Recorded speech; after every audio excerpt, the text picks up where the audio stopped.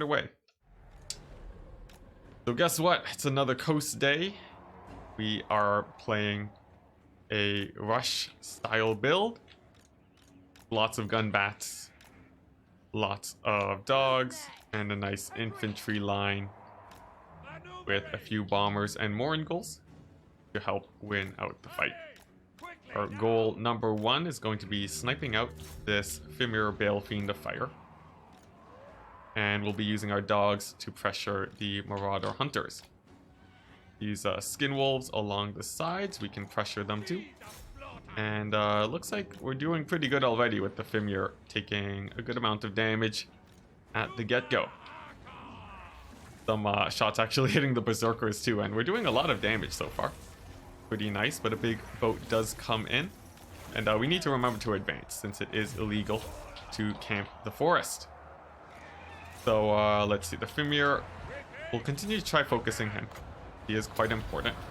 But since Wolfric is a little bit more in the open, we'll send in our we'll send in our gun bats to finish him off. So with the Fimir basically gone now, we still need to make sure that we chase him off. And we also need to make sure that our scurvy dogs are continuing to chase off these ranged troops for Norska. The Marauder Hunters are pretty dangerous, as they can shut down my main source of power, the gun bats.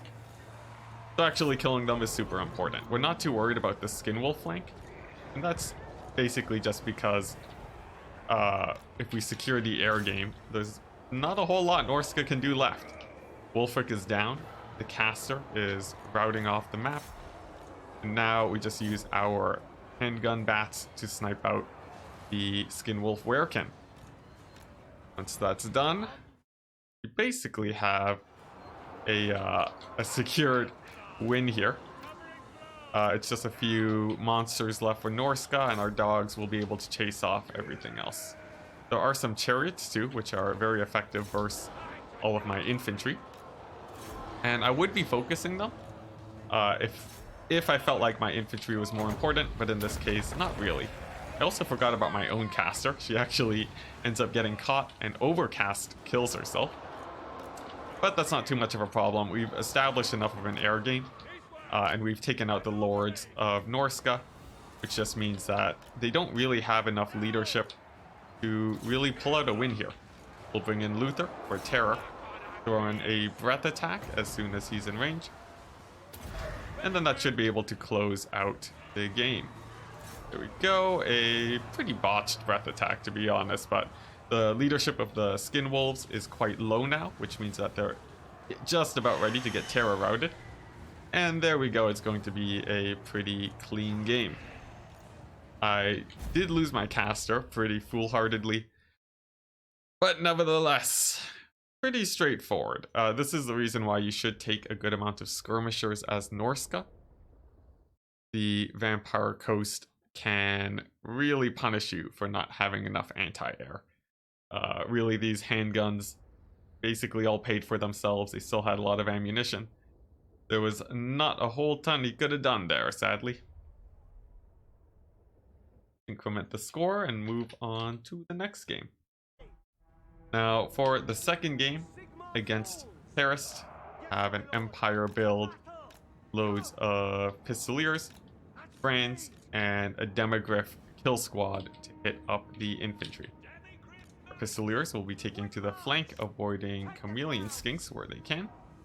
And returning fire also, looking like it's doing pretty decent damage, but this icon, the worst icon in the game, just making it very hard to actually see what's going on. Some Pterodon riders that I missed are also harassing my left flank. I'll need to remember to check the map for them next time. Now, they aren't especially worrisome. We'll just keep them away with friends. And also move in our handgunners to fire in on top of them.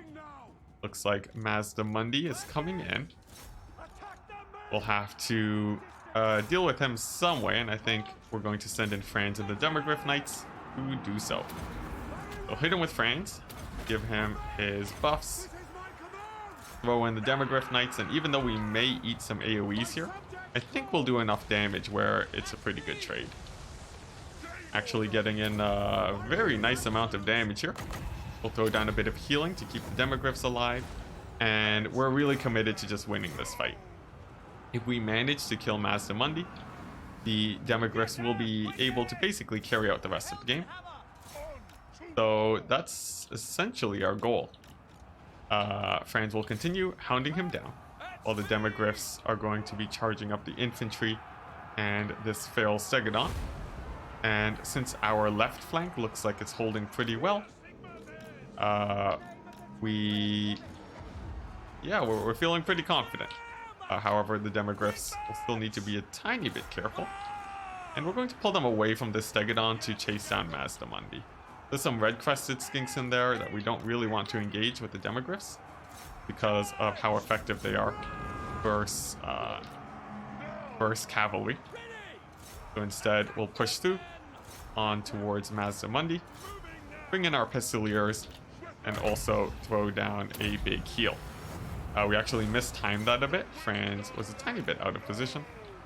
But with the Pistoliers now in place supporting my frontline fight, should be able to chase off the Pterodons. And with Mazdamundi about to go down, should be good. I'm getting ready to disengage with my cavalry, just to bring them to safety as soon as Mazdamundi is down, but it looks like I actually do that a tiny bit early. Mazdamundi is going to be causing a little bit of a problem here. Despite looking like he's pretty low, he's actually quite tanky and pretty hard to deal with. So to make sure that I don't risk my cavalry or Franz accidentally throw the game, we are going to disengage so that we can cycle charge into him. Actually puts himself in a pretty risky position. His back turned to us, which will let Franz land along the side and hopefully get the damage he needs to take him out. The charge bonus will last a few more seconds, but Franz actually takes some pretty big hits himself, and I think a net might have gone down, I'm not sure. Nevertheless, at the very least, Mazdamundi is getting pretty low. The Pistoliers will be able to finish him off, hopefully. But if they don't, that would be pretty bad. Let's see, he's extremely low. Presumably some healing has gone down. And it depends if Franz dies here, actually. Franz falls. That would truly be a terrible situation. He's getting quite low. It's looking like we might just be trading lords here. Temple Guard are hitting Franz for a lot, but he still has a little bit of life. We'll throw down a heal since we know that he has now escaped and will likely be able to come back. We're going to pull our cavalry out to once again chase off Mazdamundi, as he is one of the core win conditions for the Lizardmen. We'll be pulling out all the stops to really chase them, and as long as we can keep our Demogryph Knights safe, then we should be in a fine position. The Jade Wizard will be dueling this Skink Chief. A little bit of an awkward engagement, but we don't really have much else to chase him down at the moment. So just to distract him, it's going to be the Jade Wizard. Mazdamundi now getting properly chased off. Puts us in a nice position once again, and it's looking like we're going to be able to recover, but not without a little bit of distress. Things got pretty dicey there when we landed Franz, and just not being able to finish off Mazdamundi caused a ton of problems, but we're doing well now. We can begin cycle charging the infantry, and it's just the Feral Stegodon left that is the core danger unit for the Lizardmen. We almost have another heal too, which is super great for my Demogryphs that we will be pulling back actually now for that heal. And it'll also be able to bring Franz up to higher HP. As for our Pistoliers, we'll be looking for good targets for them so that the rest of their ammunition is used as effectively as possible. And France is going to be running for his life, since he is indeed getting chased down by a Stegodon. He's quite low. We don't have a ton of Winds of Magic. So we're going to wait until the Stegodon is quite low on HP before we land Franz. We'll also be dodging away from the Skink Chief, since that guy will be poking down Franz. And let's see. How much life does he have? 400? Pretty low, pretty low. Before we can actually land with him, we'll have to deal with the Skink Chief first. And with the Jade Wizard going in, and our cavalry surrounding the Stegodon, I think we can dive in with Franz now without too much worry. The Pterodon Riders too are sort of forcing my hand here, since they could snipe out Franz if we just try to fly away with him. So to make sure that we get as much damage as possible, quickly as we can, we're charging in with him now into the Bastillodon, or Stegodon. And it looks like he will be able to rout it off, but not before getting routed off himself. Bastillodon, or Stegodon, actually holding now. And that's pretty dicey. Nevertheless, we still have our elite ROR Demogryph Knights. And we'll be cycle charging back into that Stegodon in a second.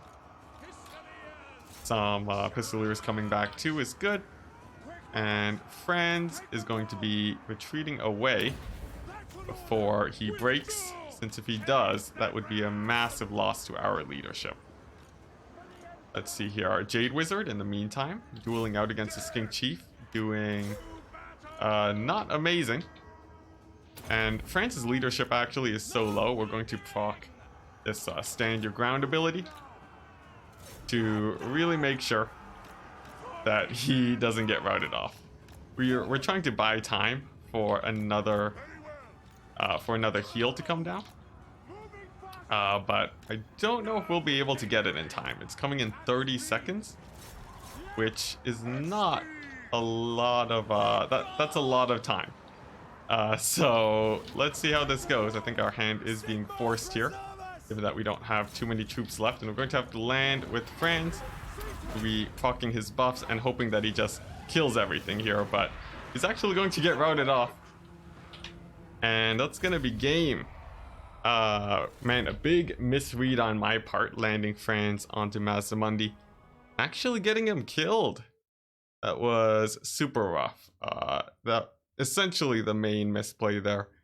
I feel like I did have the game, but landing in on top in an inopportune time was really bad. We traded out Lords instead of sniping his. Super rough. We lost a lot of Demogryph Knights in the engage too, and on top of Temple Guard, no less. But a good lesson learned. Here we go for the ace match. Since our opponent, Fairest, we are playing as Bretonia against the Tomb Kings. And in his army, being Cetra, 2 Bone Giants, fairly thin infantry front line, but 2 units of Necropolis Knights, some very elite infantry.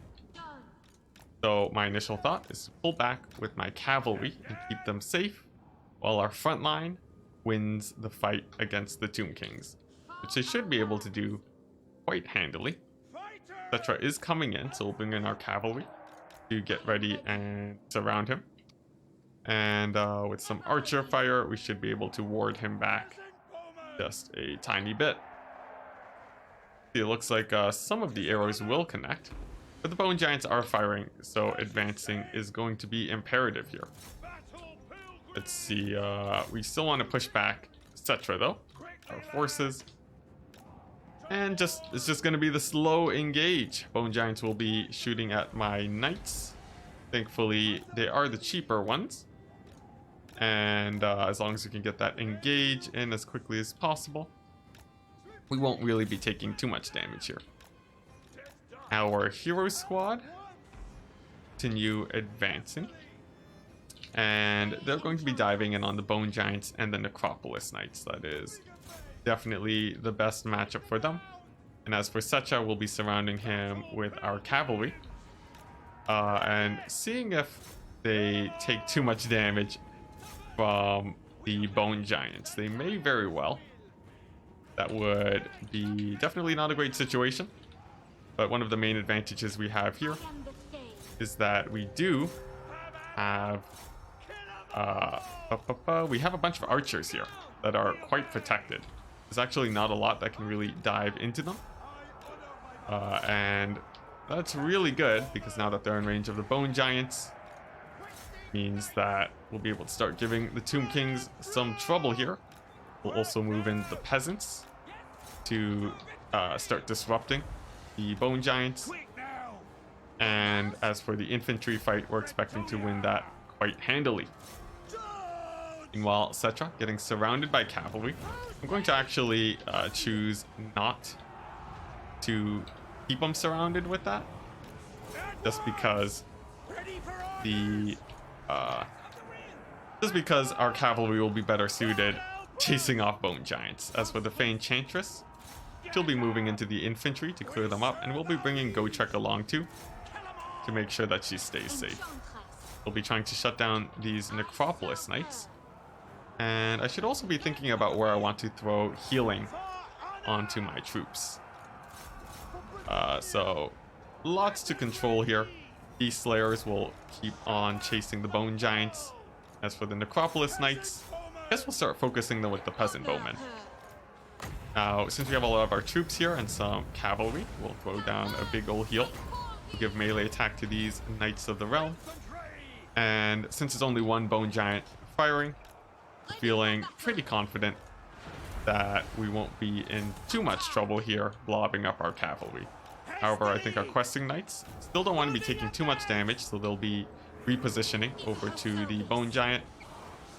And from here, it's just trying to protect our archers so they can continue shooting at the Necropolis Knights.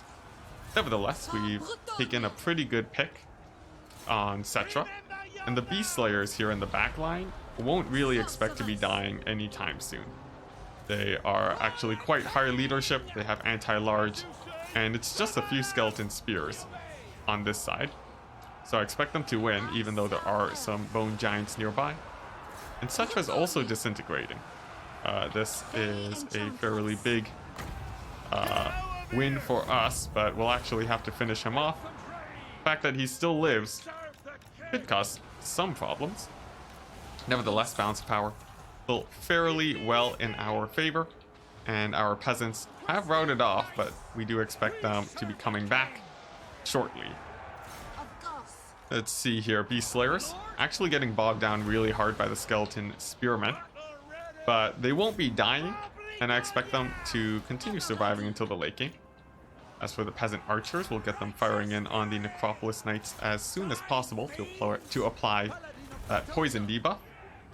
The Fey Enchantress is just going to be keeping this paladin at high HP. He's actually pretty prone to getting routed off, so pumping him with heals is the general idea here. For the Necropolis Knights, they are nearly down, and we're feeling like we're in a pretty good position, specifically because the single entities for us are still at high HP, and their main threat, a high HP Cetra, is out of the game. Cetra has taken too much damage to really cycle charge them here. It's really only the Tomb Prince and some bone giants. The fact that Gotrek is at basically max HP means that the Tomb Kings are going to be running into some problems. Now, we could dive in for the bone giants, or we could instead go for the infantry here. And I'm going to be going for the infantry because I think because the bone giants will be able to just run away from my infantry, and that buys more time for Cetra to continue cycle charging. But if we clear out the infantry first, it means that there's not a lot left for the Tomb Kings to really they don't really have any more walls to defend for them. And from there, it's just chasing down the bone giants with Gotrek without really anything else being able to pressure us. So that's the goal. We'll see if it pays off. Bone giants are actually moving into melee now, and we'll have to be a tiny bit careful. We'll be throwing down a buff on our paladin and having him focus the bone giants. He is anti-large, so he should be able to do well.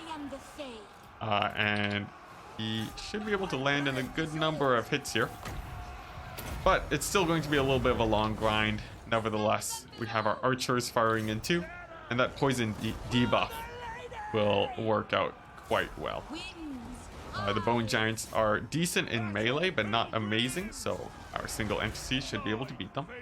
And as for Cetra, he will be able to disrupt my peasants, but after that, there's not much he can do. He even takes a volley to the face, so I expect him to be crumbling in just a second. He should be dying, and there we go with Cetra down. I think we've secured ourselves a pretty nice victory. I think there were still a few misplays given that all of my cavalry is dead.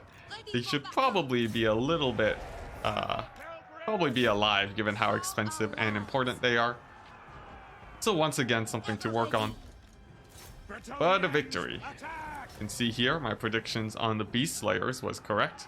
And they actually did hold out until the end. And with that, it's going to be a GG. Finish off the Bone Giant. The Tomb Prince dies to army losses. And there we go. So, double Bone Giant.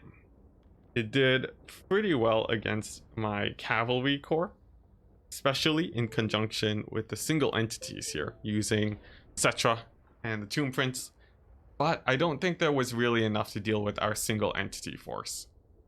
Propolis Knights did fairly well too, but it also meant that the infantry for Tomb Kings was quite weak. It let our infantry win the fight, and it also looks like I forgot a unit of Battle Pilgrims. So this, a big misplay that we'll have to work on. But nevertheless, let's move on to the next best of. Now, for the second best of 3 for today, we are up against the Greenskins, going for a rush for that nice practice. There's a lot of skirmishers that we're going to have to deal with. But on the plus side, our army, although we don't have a lot of counter skirmish outside of the deck dropper handguns, we are fairly skirmisher resistant. Just because there's not a lot of amazing targets for these guys. Nevertheless, some shots do get fired down on Silostra. We'll be taking a little bit of damage, and she doesn't have healing, which is a little bit unfortunate here.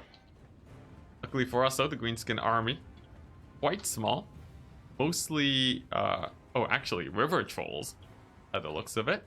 An interesting pick. And should be nice and easy for our dogs to snipe out. We'll move our bomber bats away from the skirmishers on the left hand side, and we'll just continue to poke away here. We have a pretty nice range advantage, but let's see, some goblin archers here in the back are pretty threatening. They have their armor sundering, so we're going to throw down big old AoE on top of them. That should be able to put on a pretty good hurting on them. We can now move in with Silostra while they try to escape. And our bombers, oh dear, our dogs actually got caught. So our bombers are going to be trying to save our poor doggos, but it looks like that may not be the case. As for Silostra, we'll really put some hurting on these goblins to make sure that they don't come back. And for our handguns, they're going to be focusing on Wurzag. Not Grom, he won't be regenerating, which means that all the damage we do there will be quite effective. Along the left flank, we seem to be securing that victory quite well, but we have lost our Scurvy Dogs. Definitely a pretty big loss, but in this case, not as important as with my usual Vampire Coast builds. In this case, we have so much mobility and a pretty nice fighting force. We don't rely as much on actually chasing things. Not to mention, we've also really just crushed that frontline fight using Silostra and the Gunbats. And with Wurzag surrounded and in a pretty rough position, I think we should feeling pretty nice. Summon some knights to hit the river trolls in the back, and that'll hopefully get them routed. Trolls are actually really strong versus targets like Silostra, so it's imperative that we keep her safe and away from them. However, on the flip side, if she is advantaged, we can get terror routes. That will be a very nice counter.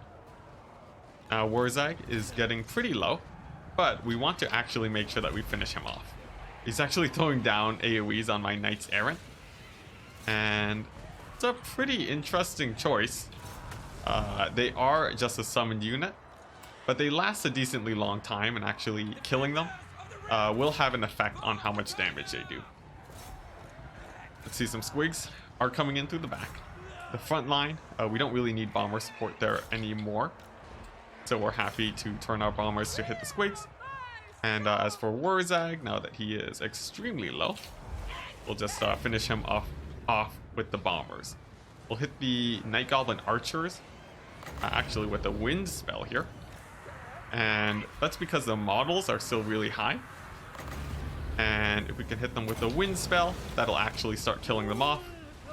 And there we go, down to 58 models. Warzag now routing, and we still have decent ammunition on our gun bats. It's not amazing, and that may be cause for concern here. We don't have a lot of anti-large to really kill off the trolls, so having gun bats on low ammunition means that my opponent could yeah, he could come back by just bringing in a lot of units that are hard to kill. But given that Warzag is so low and routing off the map, I think any trolls that do show up will be pretty easily routed off using Silostra. Nevertheless, let's see, Warzag is still alive, and we're going to turn off Fire at Will on gun bats to really conserve the ammunition here. On the bomber bats, they've more or less served their purpose, so there's not a whole lot left to do with them aside from bombing the skirmish cavalry. And to save ammo, we'll be chasing off the stone trolls without actually firing in on them. Sometimes this won't work out as effectively, since the trolls can, since they can rally. But if they do, we'll just fire a few shots on them, and that should be able to deal with them. As for Warzag, he may actually route off the map, which would finish routing off the trolls. It looks like he does. So now we're in a great position. The Mourngulls have high enough missile resist where they're not worried about the skirmishers, and Silostra has 1,000,000 armor. So she will be having no problem at all finishing off the rest of the greenskin forces. The trolls do come back, but just a swift shot to the back to get them off the battlefield. And there we go, there's a second route from them. So we'll now just pull Silostra over to deal with the casters and clean out the rest of the game. There are some nasty skulkers here. Not especially threatening. We are actually out of... Oh, the stone trolls came back again. Okay. Nevertheless, if they route for a second time, they'll be gone. But yeah, nasty skulkers. We don't have any infantry left, but our air superiority and the general low army count for the greenskins means that they can't really finish off these high priority targets. Stuff like Silostra and flyers, all very hard to deal with as the greenskins. And generally they don't prepare for it as much either. Usually they're more ready for gun heavy builds. And going for something going for more of a surprise build here, opting instead for the rush, and pay off quite well. If the greenskins expect this type of build, then it'll go much worse for them. But it's usually too risky to counter something like this, and as you can see, it does indeed lead us to a victory. So there we go. One of the biggest misplays, and I am seeing it in chat, that we did lose our poor good boys here. If they had actually lived, they could have chased off Warzag, they could have counter skirmished, they could have done so much, could have gotten a lot of value there, but just losing them that early really made the game a lot closer than it had to be. Nevertheless, the Vampire Coast Air Force proving that it is quite threatening, just picking off key targets. especially these handguns, paying for themselves and sniping out those single entities. It's doing great. Pump wagons, not very useful because of the build that I chose. And generally, yeah, it worked out quite well. So for this next game, it's a dwarf. It's an empire build against the Dowie. Starting off very hot with a lot of miners in the front. We're going to move up with Volkmar to cause some disruption. Our caster too, and send in some fireballs.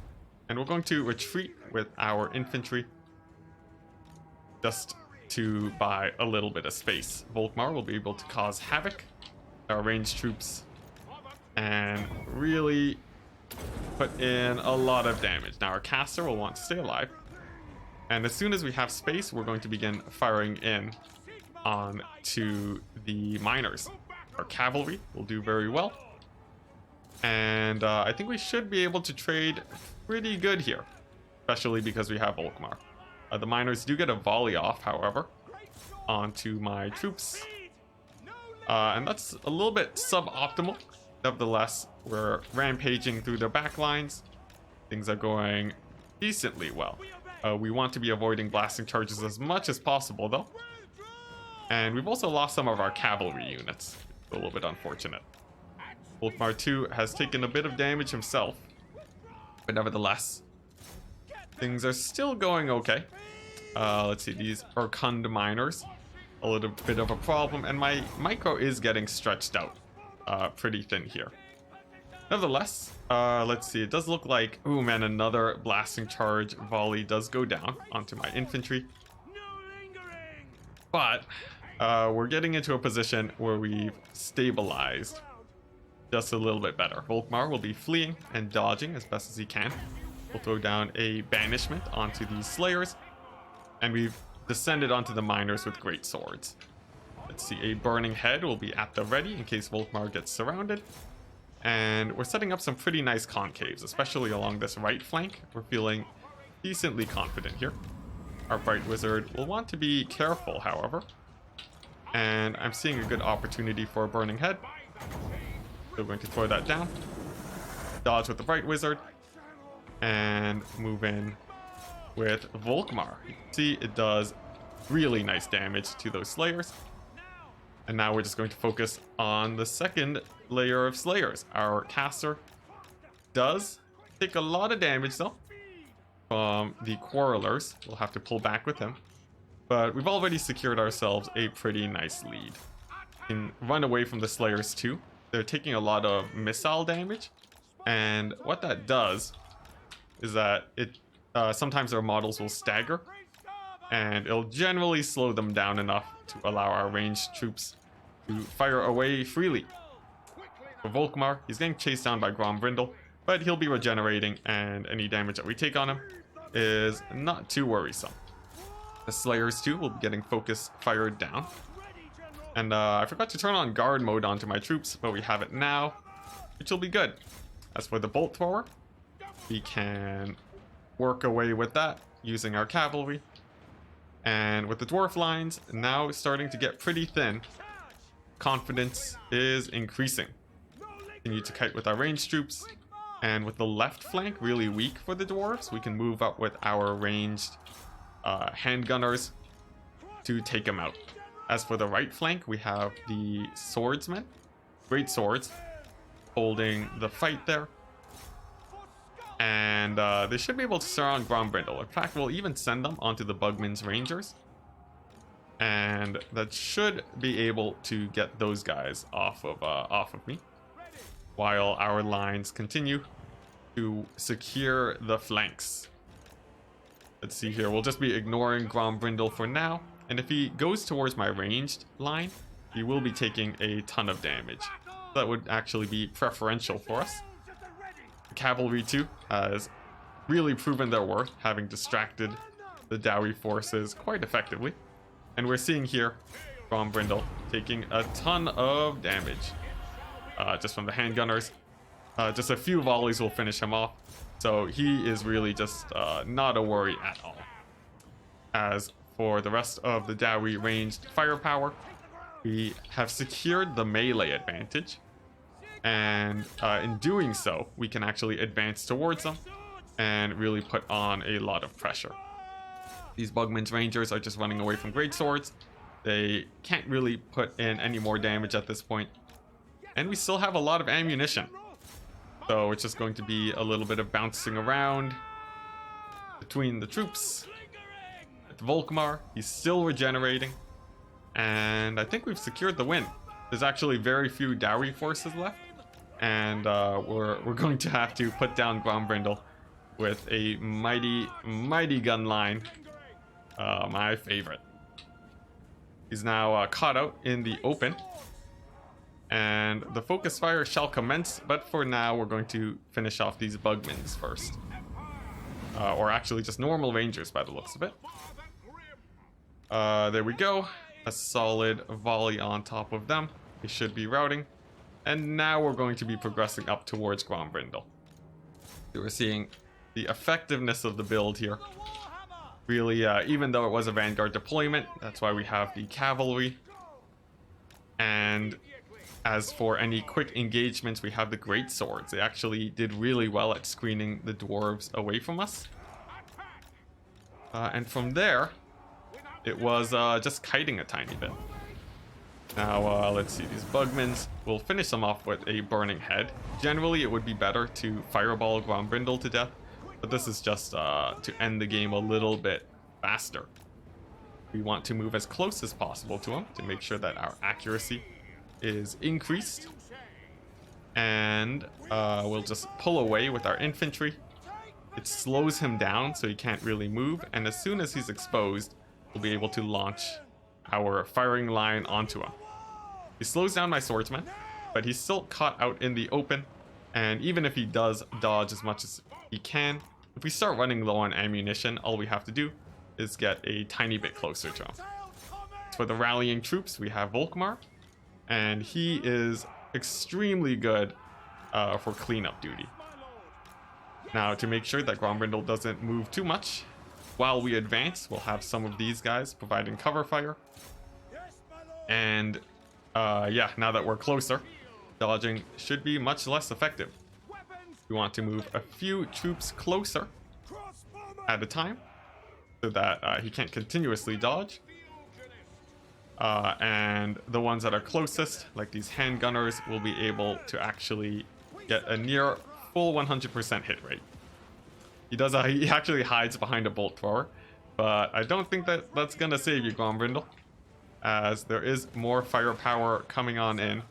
We are now at almost point blank range, and this is a general idea for how to finish off heroes. You can see he's dodging as hard as he can, and it is working for most of the shots.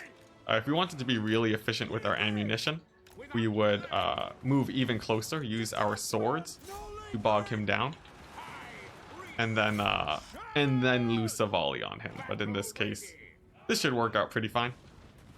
He can't hide too well against that much fire behind the bolt throwers, and that's gonna take him out. So there we go. Yeah, man, Grombrindle, and painful death there. Only 136 damage value. For shame. I did misplay in that I took damage from the blasting charges, but the build is just so vicious. If you look at it, all my troops paying for themselves, at least my ranged troops, the great swords at basically full model count. It's just brutal. You can see the burning heads to 1500 damage value. Just yeah, just a very solid build, and it's very hard to deal with on the dwarf side, especially if the Empire is a lot better than myself. So try it out if you're interested. It's actually very fun. But there we go. I think that's going to be ending it off today.